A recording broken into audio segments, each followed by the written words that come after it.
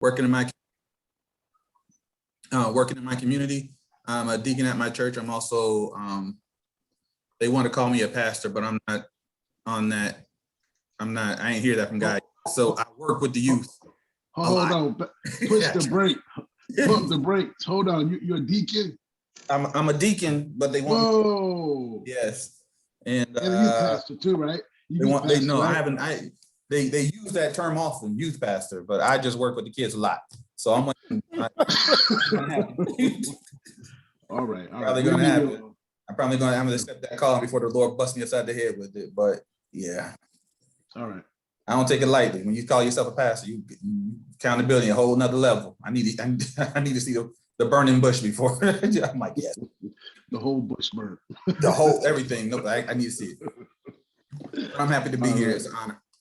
Yes, thank you for being here. All right, Kurt. Well, I'm David, father of four, two oldest daughters, 25, 23, I think. They both married off. One got a grandkid this last year. They gave me my first grandbaby. I got a 17-year-old, just graduated from high school, or homeschool, and a 8-year-old baby girl. I've been married since 18 years this year. And I worked with Will on this Uepik app, and that's about it. All right, King. How's it going, brothers? Anthony King. Good friends with Will for many years, since childhood. Also know his dad very well, had plenty of meals at their home. But I am the father of 5, 4 boys, 1 girl, 30, 28, 22, and 19. The 19-year-old is actually here with me. He's sitting over in the cut there. You can't see him, but so 4 boys, 1 girl. My oldest son, he'll be getting married this fall. And I have 1. Yeah. I got to send you to save the date, Will. And then I have 1 grandson from my daughter, Dallas, who is, how old is Dallas? Dallas is 6. Dallas is 6 now. So I too am a pawpaw. Much like Will, growing up, you think grandfather, you gotta be 60, 70 years old, man. But it's a blessing, man, to have my children in my life, and I'm happy to be here on this podcast, man. I think this is awesome what y'all are doing. So thanks for having me. Yes, sir. Melvin. Good afternoon, my brothers.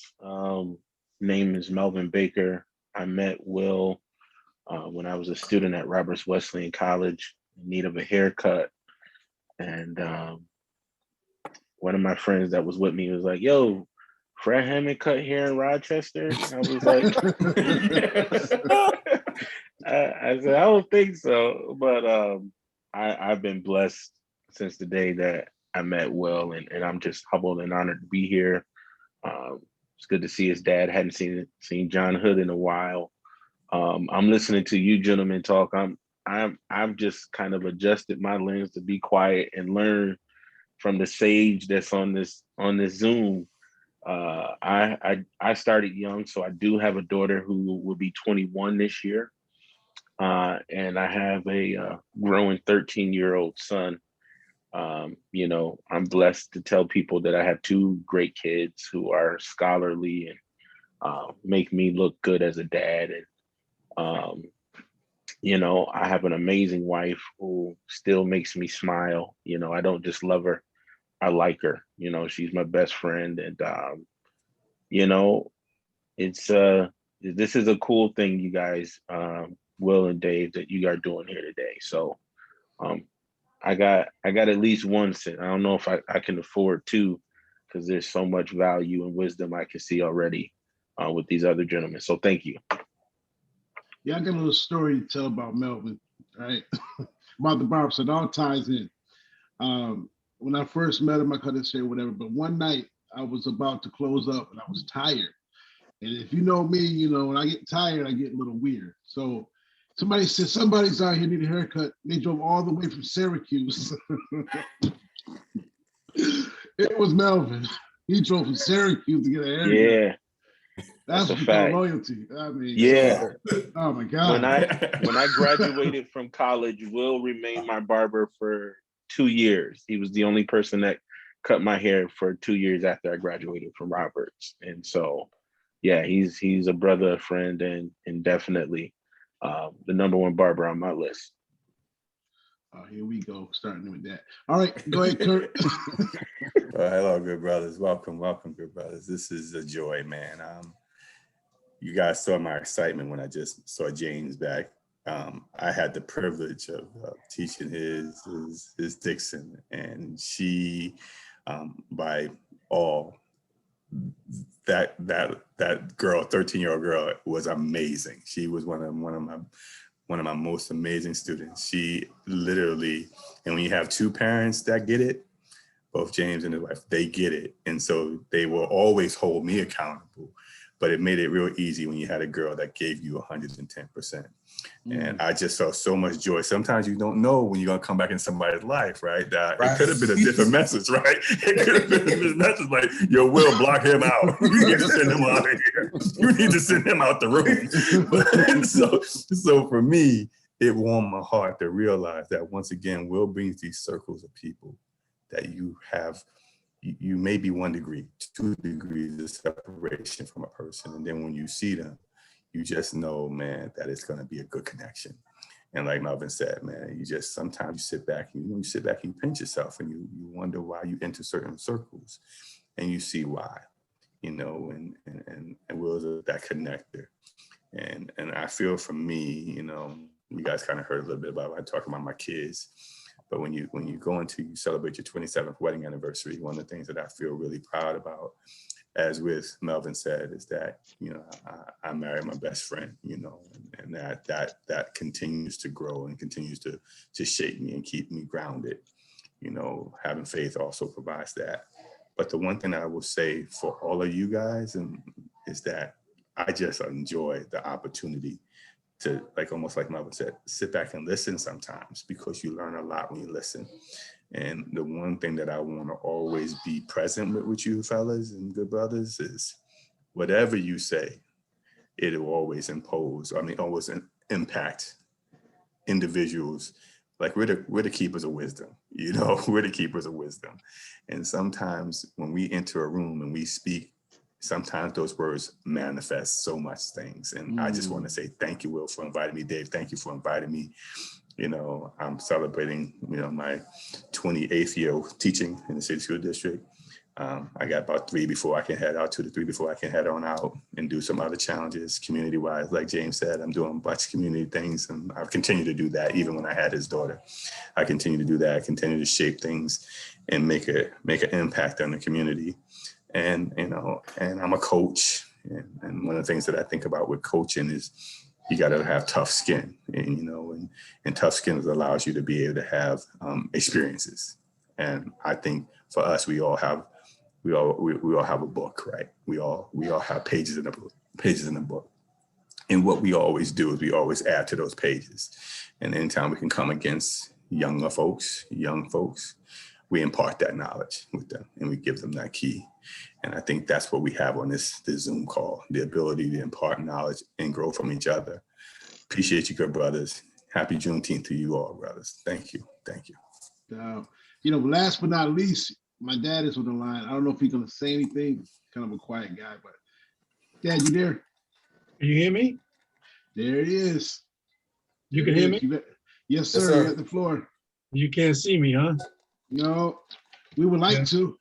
Yeah, I'm trying to get this thing to work. Hey, that's a picture. That's a picture of me. Yeah, I know that guy. I know that smile. I'm William's father. 2 other girls, Rhonda and Jabrice, they're up in Georgia. Jabrice is down here visiting me for a birthday. And I've been around a long time so far, and I praise God for that. We're hitting 72 this year. And worked in the variety of things. I've been in the military. I was an Army officer for about 30 years. And I also worked up in Rochester at Eastman Kodak Company for a number of years. And also I had my own business as a financial planner. So I learned how to invest my money, and I learned how to save my own retirement and grow my business and do a lot of things and helping people. Also, on the spiritual side, I was a deacon at a Pentecostal church. Also, I was a teacher at a Baptist church. And some of you may know Pastor Cherry from Rochester, New York. When he was out, he used to bring me in to be his substitute teacher for Bible school. And I taught a number of Sunday school classes while I was there at Enon. In 2008, I believe, my sisters and brothers wanted me to go on a family cruise, and from coming out of Miami, and I really didn't want to go, but they said, come on.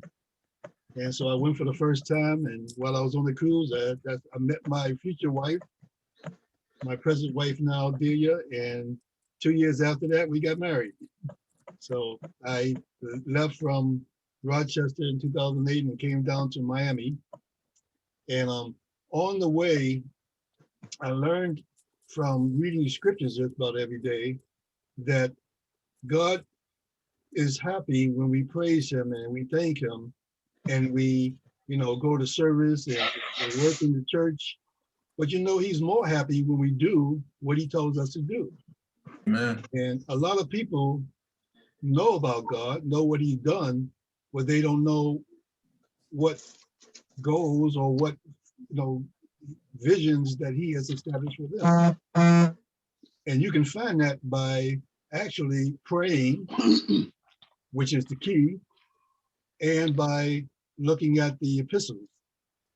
And so I've been doing that, and I've been teaching people about faith. That's my focus, how to act in faith, how to, the words that you speak, you got to be careful what you say. And I'm still doing that. Actually, before the virus hit, we were, some of the members of my church were down in the public schools. We was actually, after school programs, we set up teaching the children about Jesus and getting them filled with the Spirit and doing all kinds of things and teaching them how to pray. So God has been good. I have no complaints. I enjoying retirement. Here I am in a boarding league, and I work out in the gym maybe 2 or 3 times a day, swimming. So I'm happy. That's about it. Awesome. Go. What I want you guys to do is in the chat below, you see the chat button? Mm-hmm. Yes, sir. I want us to stay connected. If you can leave whatever information you want about yourself, like your email, your name, or your phone number, type it in there, and we'll hold on to that. We'll spread it around, or you can take it as you see it. Or if you have an Instagram page or a TikTok page or social media page, you can add that in there too. That way, so when we post this stuff up, we could tag you in the post. That make any sense? Awesome. So today's if I use the word parameters, is the experience that we have in the barbershop. Now, it goes up and it goes down and it goes out. What I mean by that is, if you can remember the time when your father took you to the barbershop, and then you took your son to the barbershop. Now, if you have a son that's taking his son, or back up, if he's with you, his experience from his view of when you took him. So I'm gonna start off with mine, because I have a million stories. I'm gonna be short. I'm gonna be really short with mine. And it's kind of full circle for me, because the same barbershop that my father took me to when we first got to Rochester, I ended up working for him 20 years later. Mr. Smith, he's transitioned now, God bless him. Elder Smith, Enoch Smith. I remember my father took me on a Saturday morning, and barbershops are totally different now. They have evolved into more of a streamlined, you're in and you're out. Back then it was more of a community place. It was a community center. People go hang out all day long, talk, joke, eat, sleep, whatever that happens in the barbershop. So I remember Saturday morning we got up, he took me down there. I'll never forget it. There are 3 distinct smells that I remember going into this barbershop. Old cigars, right? But you can't do that now, but it was old cigars, the talcum powder, and the strong aftershave, right? So those 3 combined together would take care of the coronavirus. I guarantee any sinus condition that you ever had, they will get rid of it. I guarantee it. So we walk in. It's not the brightest of barbershops, but when you first walk in, the barbers are to the left. There had to be like 7 or 8 of them. So Pop was popping back there. He had 8 chairs back then. On the right, you saw all the patrons sitting. And I remember going in there and he called me up. Johnny, let's see, Pop had all the major barbers that were in Rochester at the time in his shop, learning from him. You had Dixon's, Mr. Dixon was in there, Johnny was in there. I think Mr. Shepherd was in there. Mr. Shepherd, and there was one more person, but they all have their own shops now, or either transition. And Johnny called me up. He said, "Come on, get a haircut." I was kind of nervous because looking at my baby pictures when I was down south, I don't think my dad ever took me to a barbershop. I had a square afro.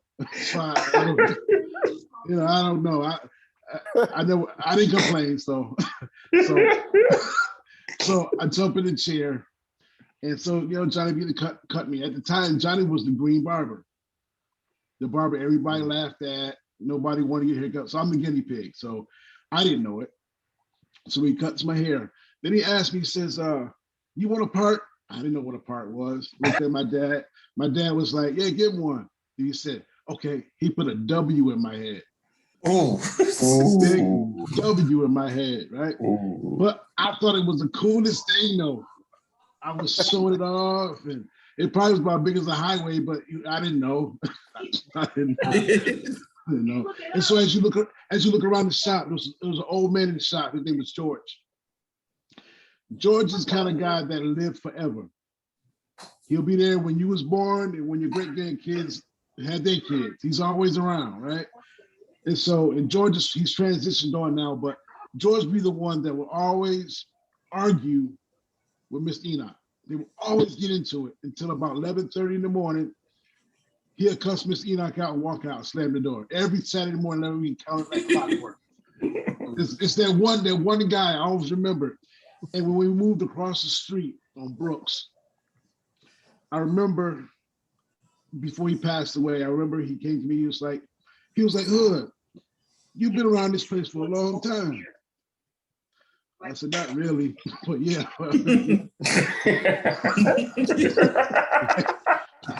He said, you never said too much to me. And I always told him I was scared of him. Because he would literally cuss you out like Samuel Jackson. He was a cusser, right? And I didn't want to get cussed out. I didn't know what to say to him.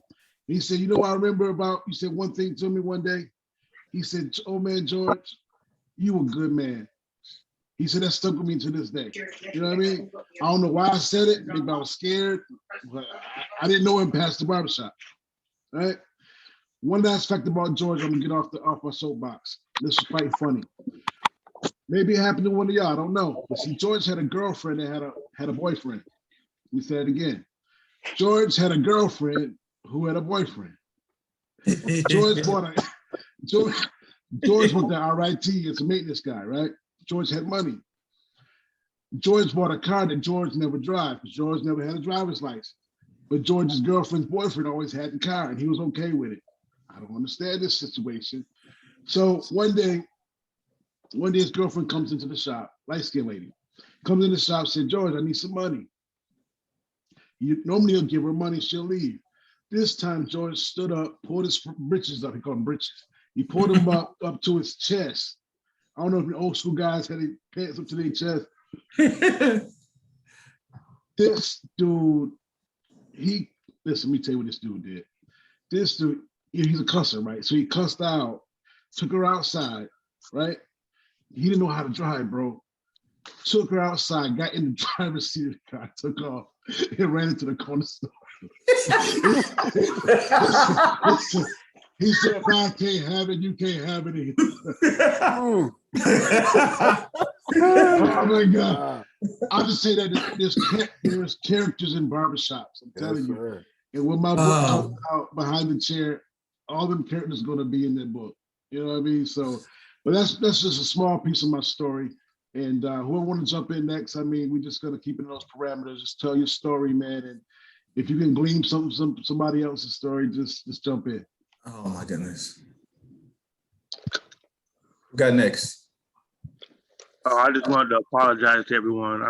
I fell asleep while I was watching. So I'm here now.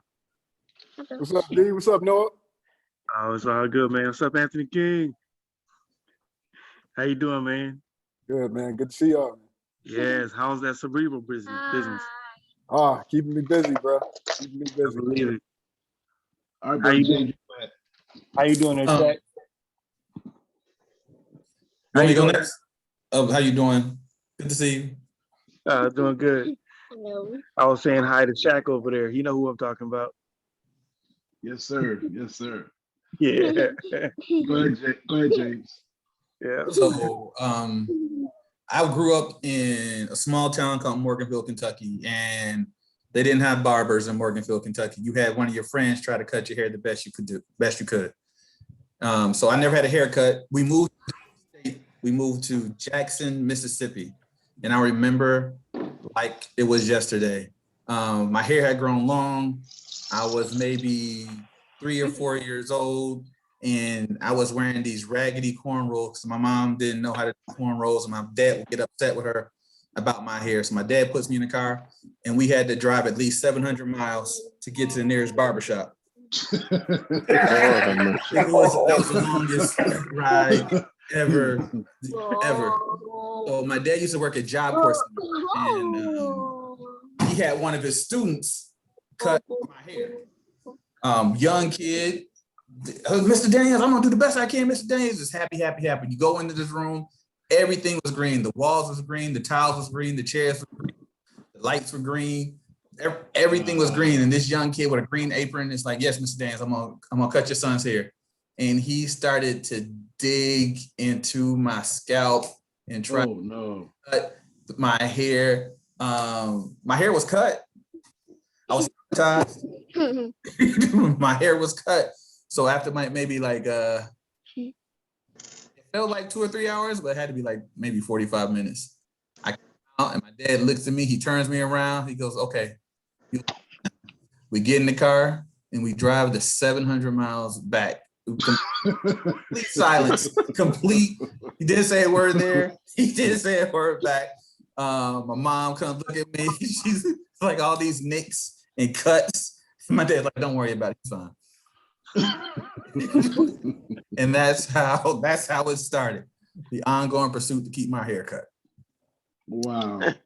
With little James, actually, Hood gave James his first haircut, and I just remember nothing but tears coming out of this kid. He was crying when he was on the way. He was crying in the chair. He was crying during the haircut.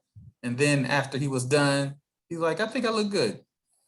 And I'm like, you look good, son. Yeah. So that's 2 generations. He didn't have to drive 700 miles, but made him look good. Okay, so we're telling the what our first barber experiencing for cuts. Oh yeah. You want to go? Go ahead. Well, I got a memorable one. Anthony King and William, y'all should remember this one. But I was growing up. Juggling already. My mother got 5 boys, and you guys know that. And I had the longest hair out of all of us, and my mother always wished she had a girl. So you guess I was that guinea pig that fit that position. So I went to school at Wilson and Frederick Douglass with all these funny braided hairstyles. I had pom bushes on the outside, and braids in the middle, and all kind of crazy stuff that would get me in all kind of fights at school because of what my hair looked like. So one day, as we got older, my mother decided she was going to put perms in the head and all this kind of stuff. And I just got tired of being abused with all these haircuts and different hairstyles that I had. So I told my mother, I said, you know what? If I'm going to do anything, I want to get that Jerry curl. And she said, you ain't getting no Jerry curl. You're going to put all that stuff in your hair, boy, and mess your hair up. And I was like, but Ma, I want the haircut. She said, all right, this weekend, if you really want it, you do what you got to do and pay your part of the bills in the house, and we'll get that haircut. We'll get that Jerry curl for you. Well, the weekend came, and I guess bills got more important, so she didn't give me that Jerry curl that I wanted. So my response is to retaliate. Oh my God. Retaliate. I'm sorry. So I cut my own hair. And when I got done, I had patches everywhere, and I guess you couldn't explain. I couldn't see the back of my head, so I had stuff going on. I didn't know what's going on back there. Make it so bad, we had church that night, and my mother came home and looked at my head, and she's like, boy, what did you do? Yeah, going to church. Waiting for you to cut my hair, and you wouldn't do it. So I cut it myself. And so she said, all right, then you going to church anyway, you know that, right? And I was like, I'm not going to church. She said, yes, you are. You cut your hair, you going to church. So I grabbed one of them, you guys know about these old stocking caps you put on your head. That your mother didn't put on and everything. You just wrap the foot part up and put it on your head. So I went to church with a stocking cap on my head. All right, boo-boo. I went to church with a stocking cap on my head, and I sat in the back row so nobody really noticed me. And here come Chris Tillman. Hey, brother, you got to take that stocking cap off your head. And I was like, no, I can't take it off, man. He said, well, what's going on? I said, I cut my hair. And he said, but we can't let you sit in church with your stocking cap on. I said, why not? If you let sinners in here, how come they can't get my hair? I can't come as I am. As the Bible says, come as you are. And I said, I'm just happen to have a stocking cap. He said, well, that's disrespectful. He said, you got to take it off. And I said, no, man, I'm not taking my hair. I'm not taking the stocking cap off. So Chris, being Chris, he reached up and he took my stocking cap off for me. And I let him know how I felt. I was cussing in church. Next thing you know, he sent me to my mother. And my mother said, Dad, what are you doing back there? All I hear is something going on back there in the back of the church. And she told me this in the basement because I wasn't going to the front. I went to the basement when he took my stocking cap off. And she came down there and she talked to me. Next thing you know, she grabbed one of them, the metal iron, not metal wire. One of the wire hangers. And that's when I got my first wire hanger in the basement, all because I cut my own hair. Lord, that means Had a lot of firsts all in 1 minute. And by the way, Will is the first one that cut my son Noah's hair. He was the first one to give him his haircut. Noah did cry a little bit, but to make it easier, I told him, I said, well, you cutting Noah's hair? Because I had braids in my hair, and I had them for a long time. I said, well, Noah get his haircut, I guess I'll cut my braids off. And I've been having my braids off ever since. Hey. That's good stuff. Anybody next?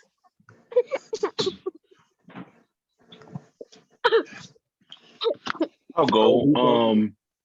I am one of three sons. My mom had 3 sons, no daughters, and I think my traumatic experience around a pair of clippers actually happened with my mama. When everybody was getting a box. This is late 80s, and you gotta have it. If your friends got it, everybody else on TV's getting it, gotta have it. And I'll never forget my mom saying, "Oh, I can do that. I can give you that haircut." I think your mama said that. Yeah, and there was these old wooden bowls, right? Oh no, she didn't go there. He took an old wooden bowl and put it on the top of my afro and just start cutting around it. Oh, And, Excuse me one second. If you're not talking, can you mute your microphone there? There you go. Go ahead. yeah, so she took that old wooden bowl and placed it on top of my afro. She had a bowl. And gave me that skin fade, and it just looked like a mushroom when she was done. Oh my You God. know, and Yo. the saving grace was that we went to church with my actual barber. Oh. So he was offended that she put her hands on his territory. That's right. And said, Miss Laura, you bring that young man to the barbershop on Mondays. And some barbers don't even cut on Mondays, but I think he just felt so bad seeing the level of trauma from my bowl cut that he opened up the barbershop for me, man, to get me right. Because she did me so wrong with that bowl cut. You ain't been traumatized by your parents until you had a bowl cut.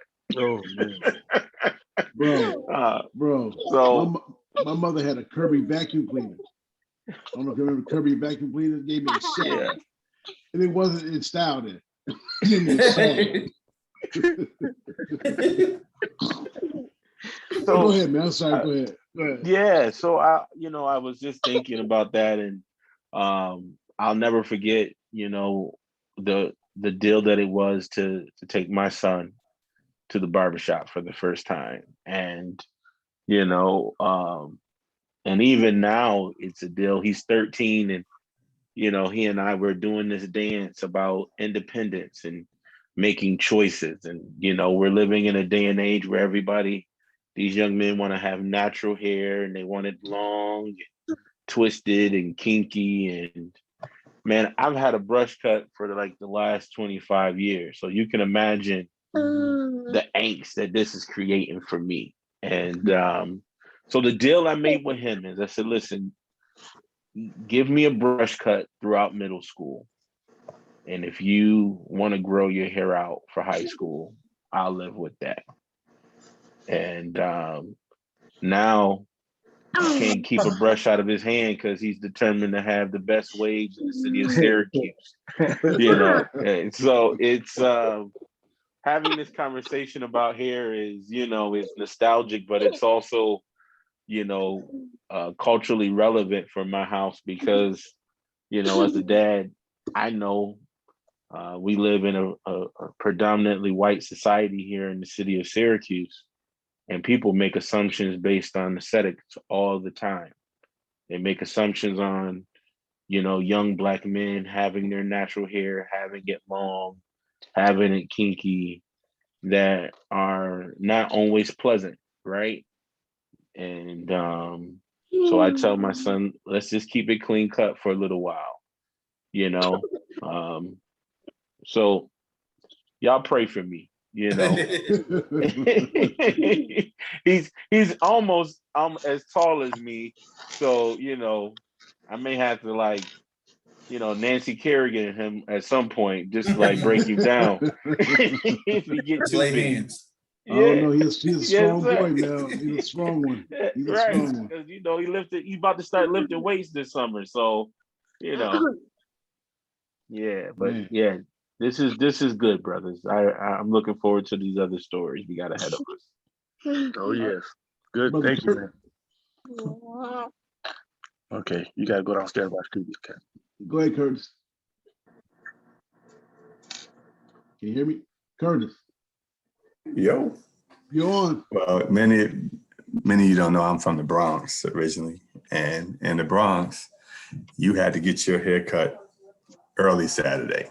And you had to go at 4:30 in the morning to get ready to get in there at 5. Oh. So we had 3 barbers. We had Glenn, we had King, and we had Gene. And so when you were a young buck, you gonna always wind up with King. That's where you're gonna get King. And one day I had the opportunity to graduate to Gene. And I literally was so happy because King, not only did he have the bowl cut special, Melvin, he literally had it where you just felt like he was done in 5 minutes and you just hated it. You just knew what you was gonna get the 5-minute cut. So he was about numbers. King was about numbers. He was old school. He was about numbers. But Gene was the artist. So one day I got the chance to get to Gene and I was so excited. But remember, everybody wanted Gene. So when you got to Gene, if you got to 4:30 to 5:45 to maybe 6 o'clock, his clip is going to be A-OK. When you got to him at 9 o'clock, his clippers was fire. So by the time you got to him, oh my God, your neck was burnt off if he even touched it.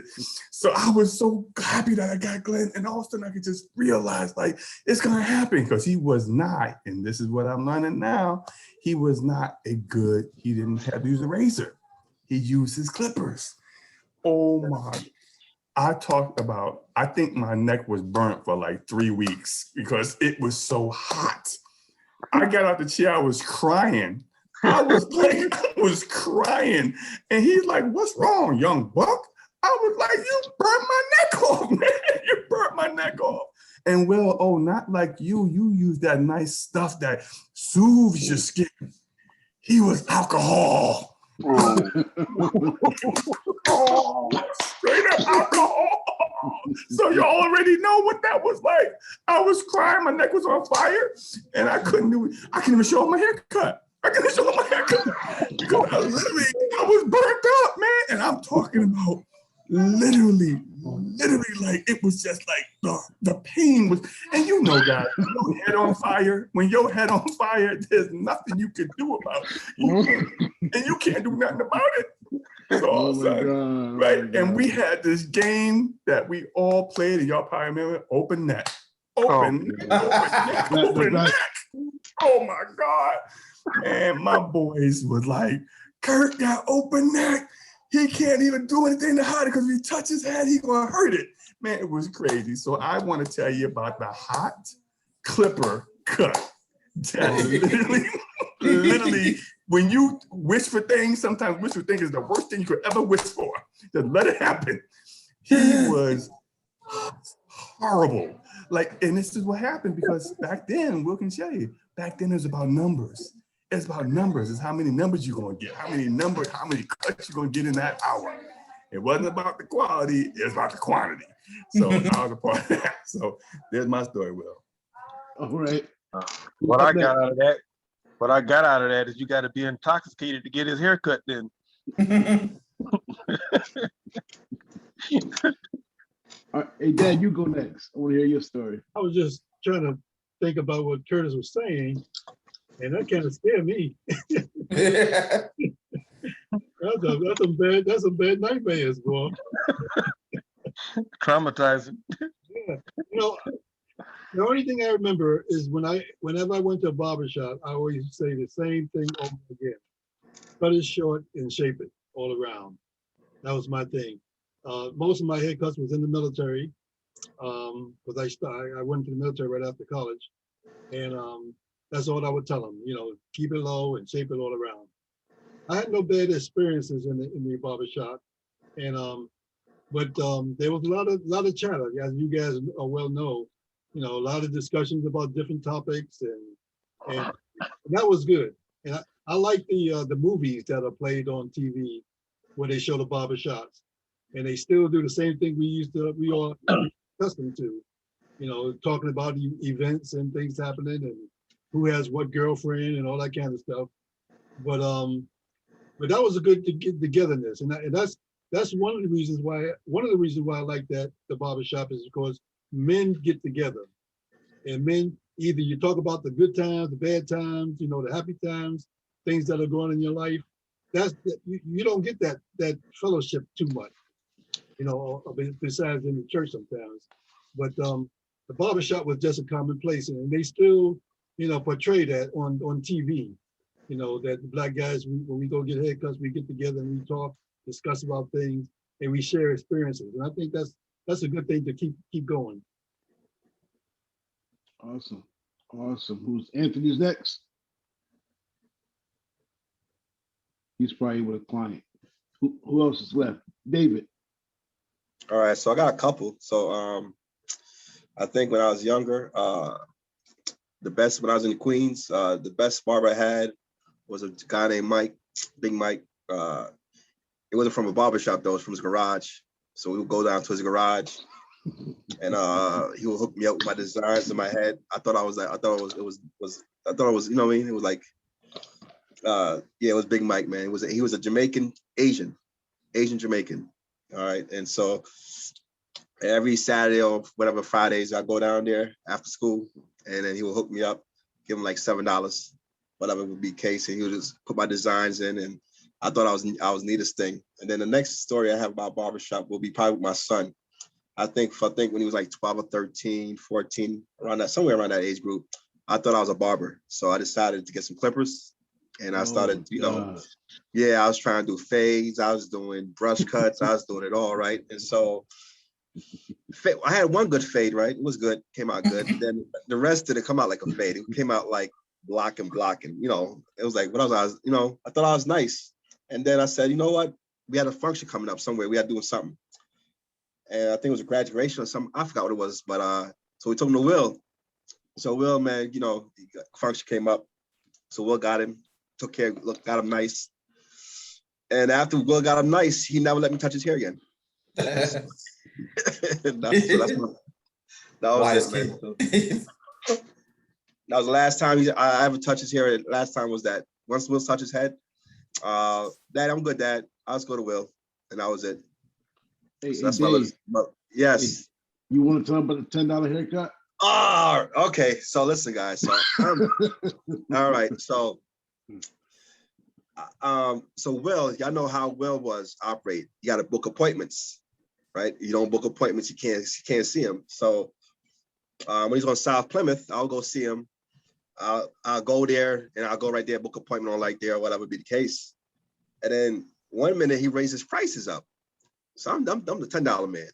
So I'm used to $10. So he raises prices up. I'm like, man, and you got to book an appointment? And I got to drive all the way to South Plymouth? I lived in Charlotte at the time. I still live in Charlotte, but. So I'm like, you know what? I need to find me a closer barber for $10, bro. And so I went to find a barber. And that's when we reconnected again in Charlotte. He's like, yo, D, what happened, man? Why ain't come by? I said, bro, your price was too much, man. I was cheap. It was $2. So $2. to this day, anytime we talk about barber stuff, or we see about the app, he always brings up the $10 haircut. Why are you so cheap, Dave? And so that's like a little, it was no $2. It was like $15 or $20. He raised his price up. I don't know what Will's talking about. It was no $2 because Will wasn't like cheap. Like now he's cheaper than everybody else now. I don't know, it's weird. But back then, when his prices jumped, his prices wasn't cheap. To me, he wasn't. But now he's cheaper than everybody else. Like, it's kind of weird. But that's my little story. So, all right. Did Anthony come back yet? No, he's still with a client. Well, let me ask you guys this question. Every barbershop has this one person that comes in, we call him Hustle Man. Y'all remember a Hustle Man that come in your barbershop selling you clothes, boots and stuff? Yeah. Anybody got any strange stories about him? Well, we had one. He was still anything. He would sell it to you, steal it from you, sell it back to you. That's how good he was. And also some memorable stuff for me. I'm trying to make time for Anthony. I remember there's young men who come in that didn't have their fathers at home. It was prom time, and they didn't know how to tie a tie.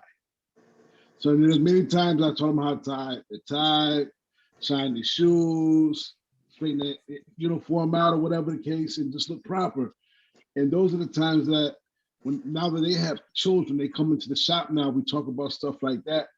Those are the memorable times I remember, really making an impact in the barbershop that, we all make a difference when we're together. You know what I mean? So we can share. And so now he's teaching his son how to tie his first tie. He didn't do it at home. He brought him to the shop and showed me on his son. Oh, wow. But that was pretty cool. I thought that was pretty cool. So I got I a two rem- for, go ahead. I remember this when I was driving from Syracuse to Rochester to get my hair cut on a regular basis. And I remember one time I brought a preacher friend with me, and my preacher friend didn't come to get a haircut, but he was just sitting there. And I remember telling my friend, I was like, yeah, you know, Will's he's a preacher too. And my friend asked Will while he was cutting my hair, he said, so Will, what's your ministry? Will, I don't know if you remember the story, but he said, Will, what's your ministry? Right? Like, is it youth ministry, evangelism, outreach? And Will, without even batting an eye, was like, you sitting in it. This is it. This is my ministry. And as God would have it, this man walks into the shop and is all over the place. Might have been a hustle man. I don't know. But this man walks into the shop that day, and my friend leads that man to salvation right in Will's barbershop. Wow. I don't remember Wow. that. Wow. Right? And it was like, while Will was addressing my friend and answering my friend's question, it just kind of crystallized like what ministry should be and how we should see ourselves, right? Like, Jesus was surrounded by men who were professionals, like a variety of professions, from fishermen to physicians, but they were people that God used, right? They were professionals that God used, right? They weren't like, like today's phenomenal, like Superman clergymen that the church celebrate. They could have been a barber if Jesus had need for one, right? It's just like he called the fishermen. And I'll never forget walking away like, if whatever I'm doing Monday through Sunday, I'm open to God using me, that's ministry, right? So like, I do flag football. I coach modified football at my alma mater. And it's like 20 years ago, I wouldn't have been able to see that as ministry. That would have been competition with church, right? Like, I can't miss church because I can't miss football because I got to go to church, or vice versa, right? And we grew up in churches where, you ought to not have your kids at the football field, right? But if people that God can use aren't at football fields and basketball courts, there is a segment of folks that might miss Jesus because they're not coming to church.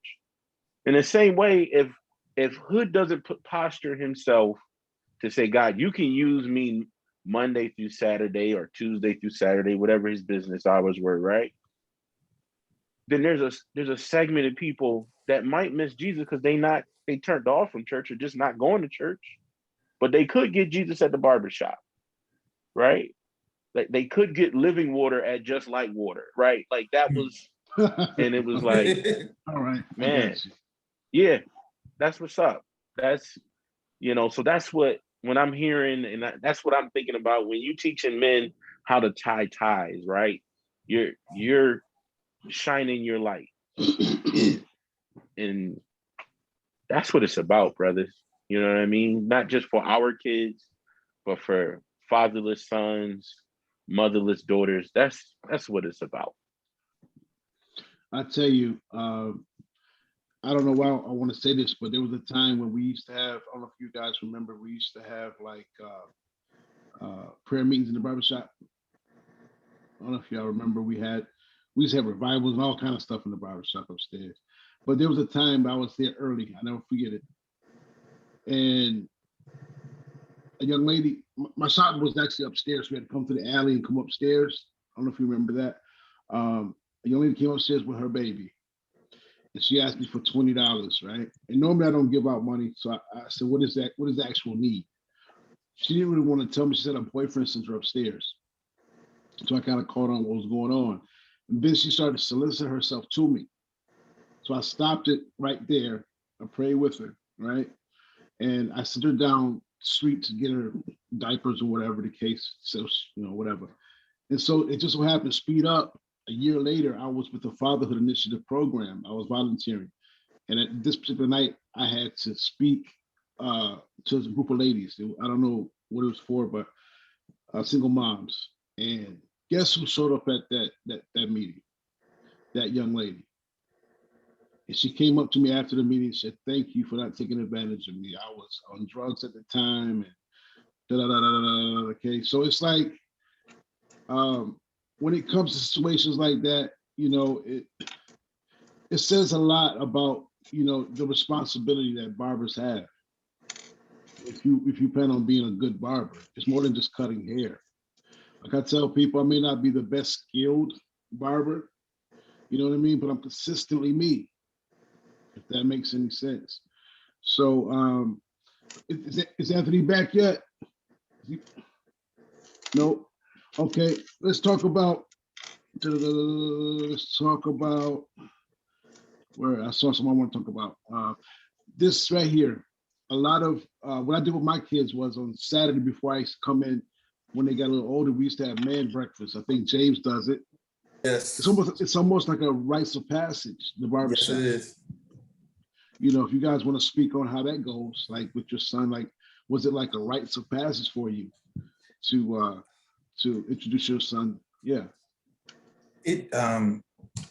So I'm making a point to be very purposeful with my time with my son.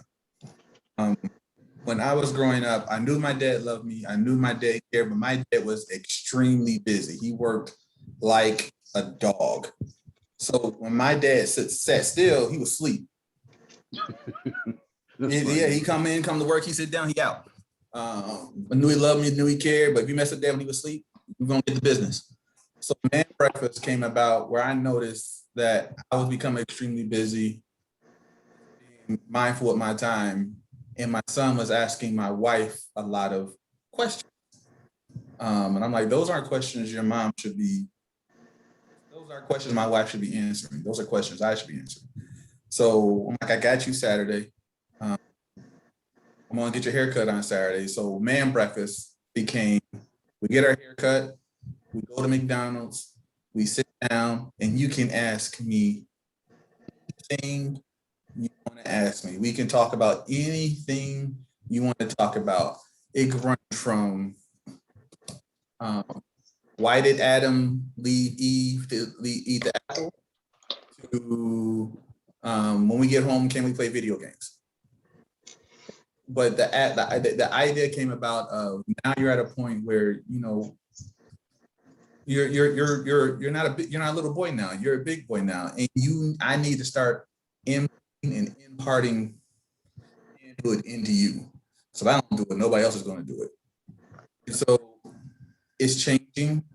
It's evolving into something that I'm not completely ready for, because I thought my 10-year-old son would be 10-year-old me, and he's not. James is different. James is deep. James is going to add. James is asking questions. Most of the time, it turns into like a Bible study, because he's a kid that'll wake up in the morning and read his Bible without being prompted. Wow. So he'll read something in his word, and like, I was reading in the Bible where it says Moses was mad at the children of Israel, and he screamed at him. What do you think, Dad? I'm like, let me get my Bible. Let me review that stuff. Let me get it. We're gonna chop it up. Right. But just, he needs to know me. Like, I didn't know my dad until I was maybe 25, 30. Like, I know his favorite color. I know nothing. Like, he needs to know me. So that's his time. And he looks forward to it. I look forward to it too. But you'll never forget it. Man breakfast. You don't want anybody else there. We can bring him back something, but you can't take it. My son Miles, as old as he is, he called me before I left. He's like, "Dad, let's have one more man breakfast." I'm like, "Bruh, that's all right, no problem." Anybody else got anything to say about the rites of passage?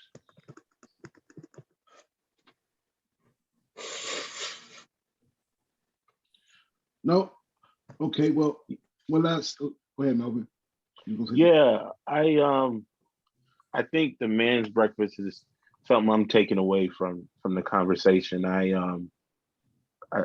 son and I, our time is in the morning and the afternoon. He's never been on a school bus before, and anybody in education know why. Um, as so we have these conversations, um, and they're shifting fast, and um, I'm constantly trying to put my hand on the pulse of his current life because 13-year-old Melvin lost his virginity, right?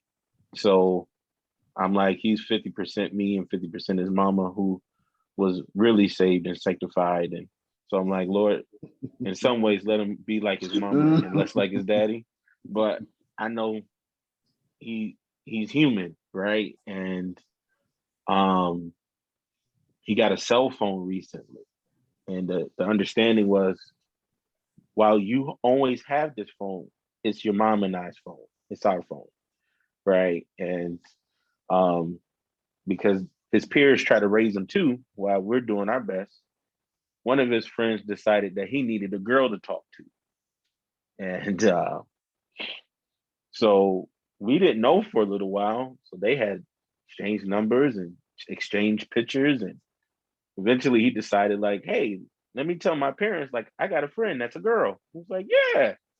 I'm like, do you have a picture of her? And he was like, yes. And like he's showing the picture of the girl, and she got like a sports bra on with the belly button showing, and and I'm like trying to figure out, like, how old are these pictures? How long have right. you had these pictures? And then he was like, you know what she said to me, Dad? She said, I'm the first boy she's ever talked to that hasn't brought up sex to her. Oh So I'm wow. like, oh, okay. Um, so seeing that girls are talking to you about sex, I might want to start talking to you about sex because this conversation can go very far, very fast, Yeah. right? Now, mind you, he still play video games in his free time. It's all about football, Madden, right? He's a man's kind of boy, right?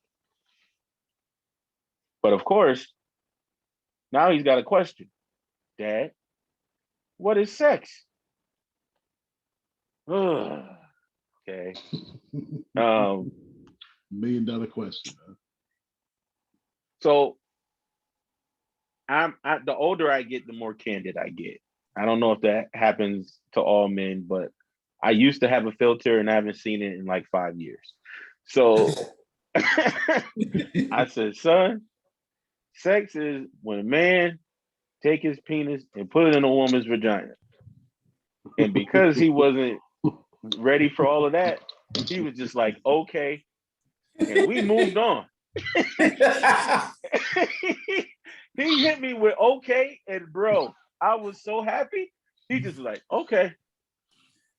Next thing, like that. Oh, dude. I mean, Question. it was easier talking to my daughter. I'm gonna tell you, I got a daughter who's to be 21 this year, and I am like, hey, we gonna talk about any and everything, because I know if I was your peer, I'd be trying to talk to you about any and everything. But that boy, it was like, Lord Jesus, what is sex? Okay. Here's the cliff notes.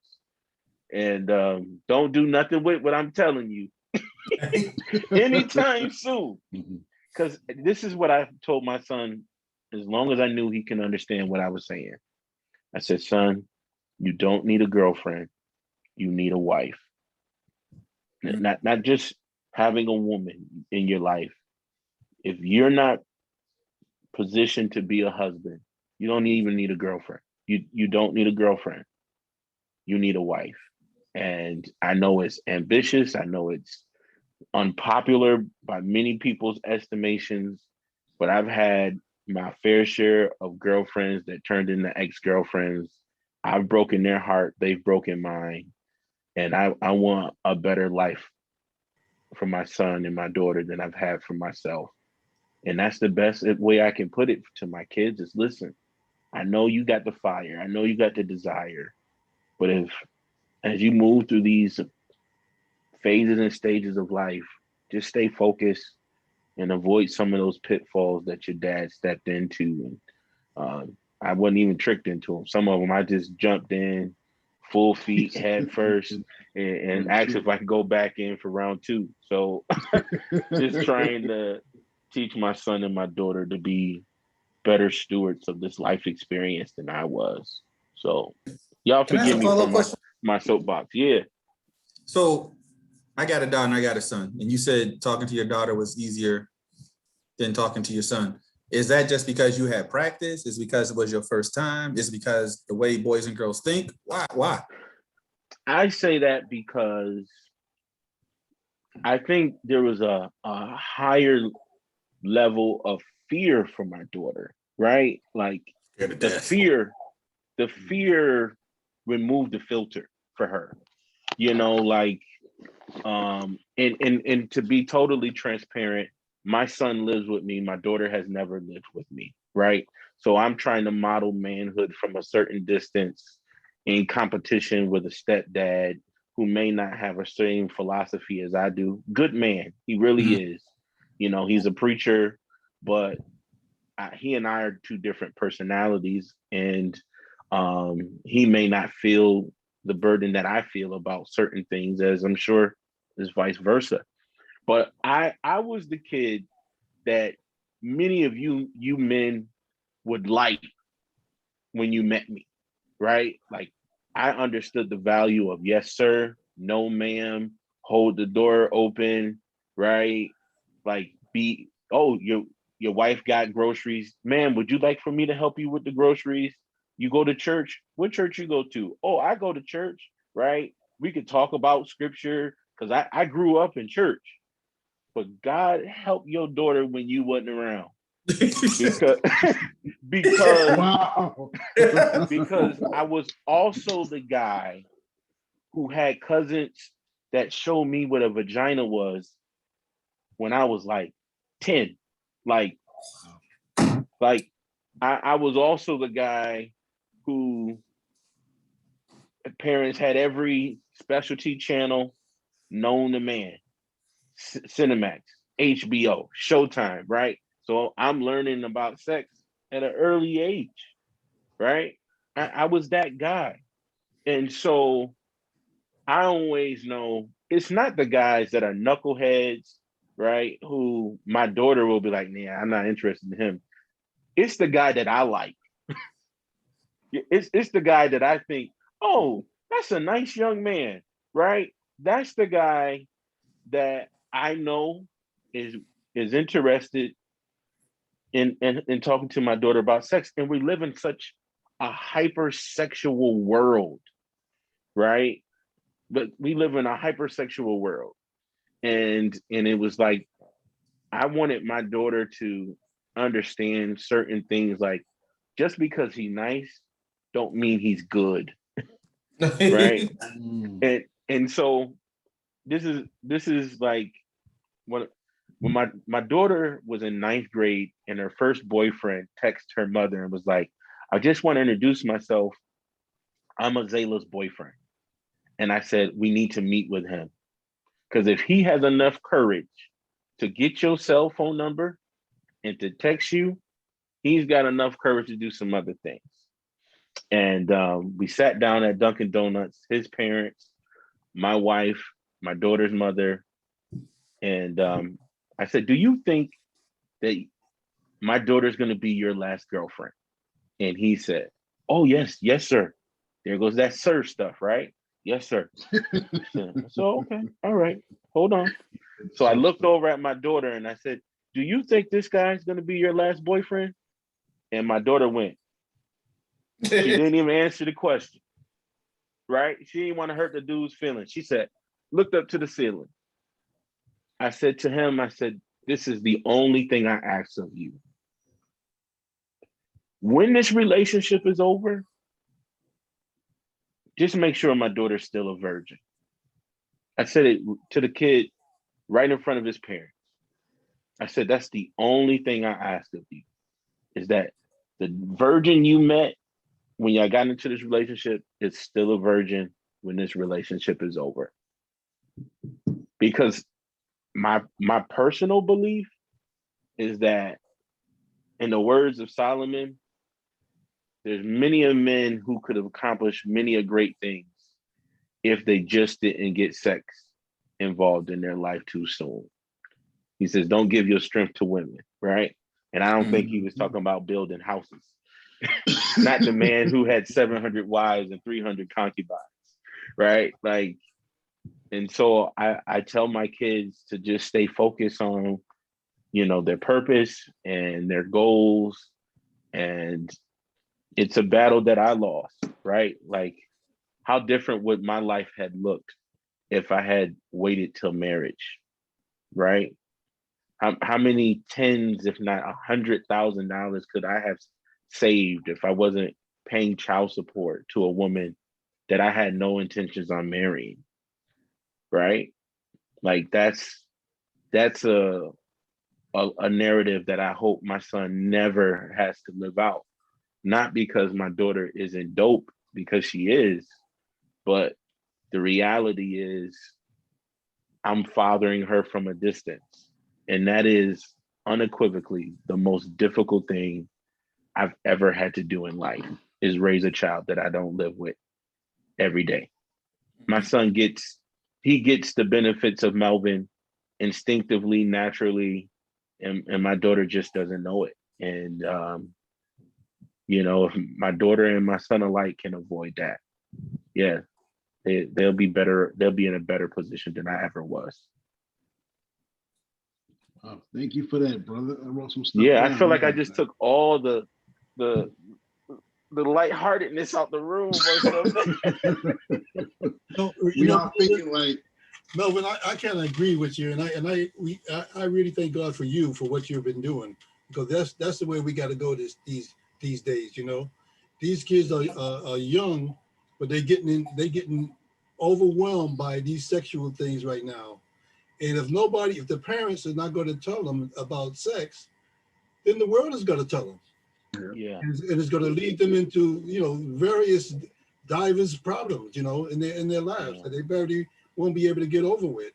So I would suggest that both the husband and the wife would sit down with each of the children, you know, when they bring up things like this, so that they are in agreement, you know, on what is being said, and discuss these things.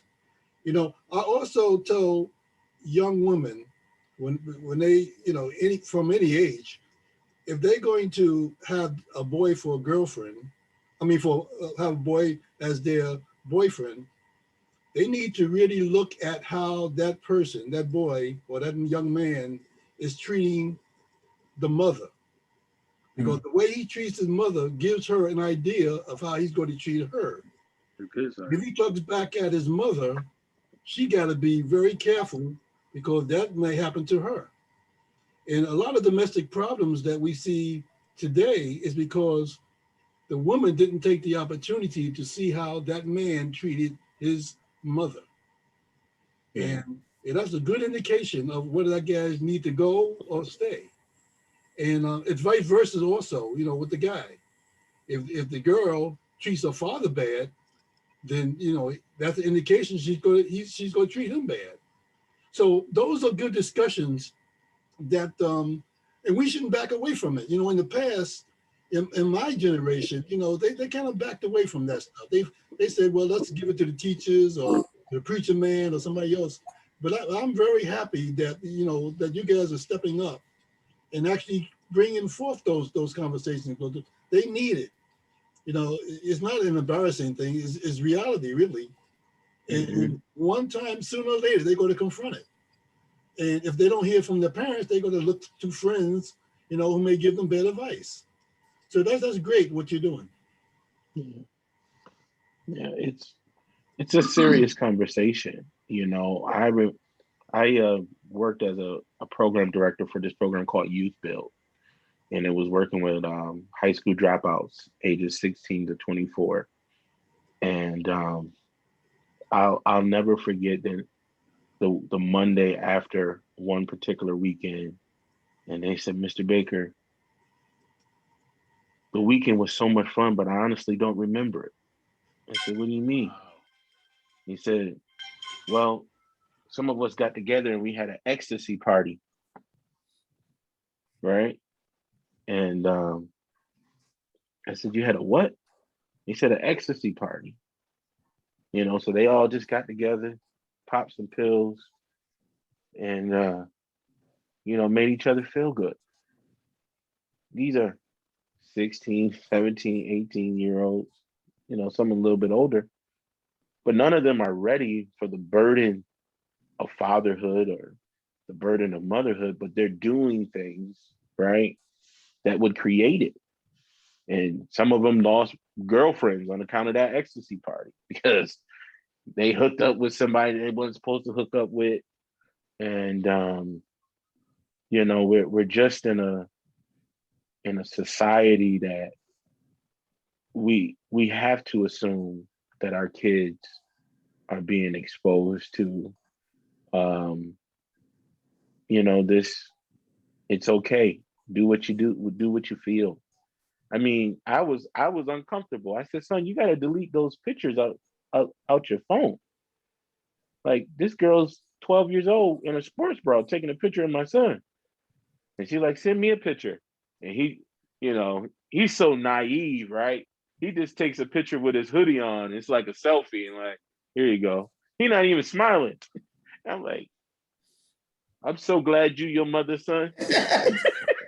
Lord bless him. You know what I mean? Like, but at this age, man, they're kids who are sending, full-blown nude pictures in middle school. I got a story that my daughter, it was a summer, she's in 8th grade, so she's like 7. And I come home from work and my wife showed me these letters, right? And they were the nastiest letters, and they're addressed to Dixon. And I'm like, what is this? What is this? She goes, they're in the mailbox. I had to go out and I'm looking up and down the street. Who is this kid? Who are you? What are you doing? But luckily the kids on the street ratted them out. It's like, yeah, that's so-and-so. He lived down there. I had to go to the house. I stepped in the house. I had to talk to mom, dad, grandma. I was like, look, I don't know how y'all rock. I don't care how y'all rock. But Dixon Daniels mine. All right. If I ever see another letter like this again, this next visit is not going to be pretty. Yeah. Kids. I'm like, look, I'm telling you now, if I get another letter that's like this, I'm coming straight to this house. But it's just, the boldness is insane. Where I'm like, what makes you think, what part of this made you think the idea? And that somebody was not going to come talk to you about it. Like this was going to work. Yeah. Absolutely. Yeah.